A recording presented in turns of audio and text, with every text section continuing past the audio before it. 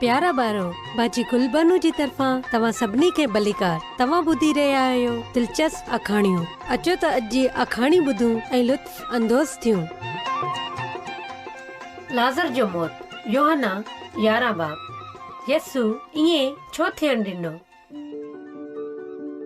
टे भाउ भेण अहिड़ा हुआ जेके हिक ॿिए खां अलॻि नथा थी सघनि।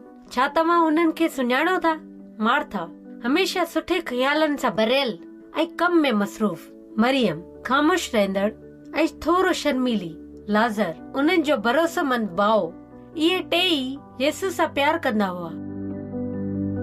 जॾहिं यसु पंहिंजनि शागिर्दनि सां गॾु बैतनिया में आयो त हू उन्हनि सां मिलण वियो। नंढड़ो घर अक्सर खुशगवार फिज़ा सां भरिजी वेंदो हो। ईअं ई थियो जो ओचितो लाज़र तमामु घणो बीमार थी वियो। मरियम संदसि बिस्तर वटि वेठी हुई। बीमार भाउ ॾाढी मुश्किल सां ॻाल्हाईंदो हो। हुन पंहिंजी अखियूं बंदि करे छॾियूं। मरियम, ही ॻाल्हि इहे न ठहंदी। यसु इहो शख़्स आहे जेको असांजी मदद करे सघे थो। मां हींअर खेसि पैगाम मोकिलींदसि।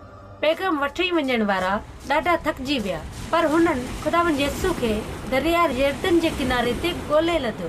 यसु जल्दी अचो, मरियम ऐं मार्था असांखे मोकिलियो आहे। लाज़र तमामु बीमार आहे, जल्दी अचो न त हू मरी वेंदो।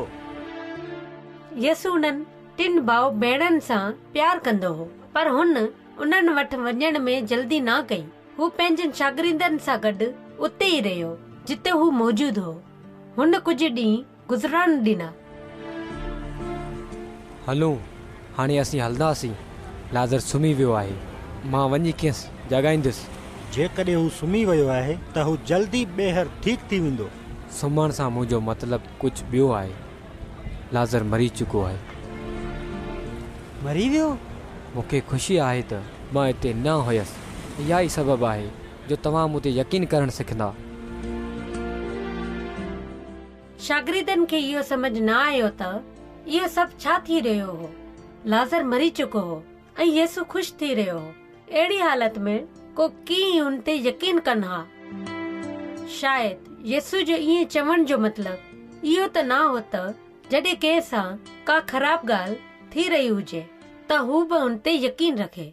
लाज़र खे दफ़न कयो वियो हो। मरियम ऐं मार्था तमामु घणो रोयूं। केतिरा ई मातम कंदड़ माण्हू आया।